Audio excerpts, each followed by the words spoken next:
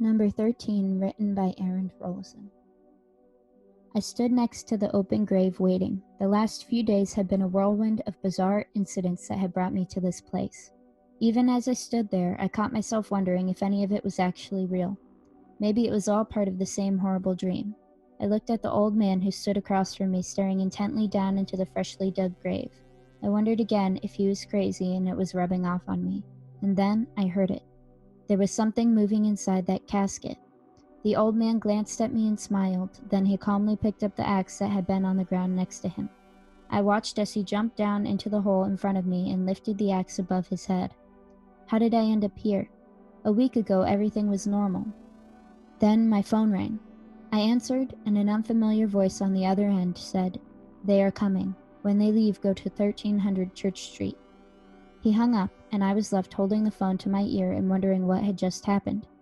I brushed it off as a prank and walked back to the coffee pot for the third time that morning. Sleep had been evading me for the past few days. Just as a stream of brown fluid hit the bottom of my cup, the doorbell rang, startling me into spilling coffee all across my hand and down the front of my shirt. I walked angrily towards the front door. Maybe I would have been more cautious about opening the door so soon after that phone call if I had not just scalded my hand with hot coffee. But as soon as I opened the door, I felt alarms going off inside my head. There was a very large man standing on the doorstep, turned at about a 45-degree angle from the door, his right hand obscured from my view. He stared at me for several seconds, like a lion eyes a zebra before he starts his chase. He looked ready to draw the poorly concealed pistol that was tucked neatly behind his belt.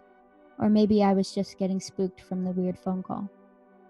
"We would like you to come with us," he stated in a flat tone. It was less of a request and more of a statement of expectations. He gestured towards a dark sedan with black windows that was parked at the curb in front of my house. "Who are you?" I asked. He ignored my question and reached for the storm door latch. "Now," he said.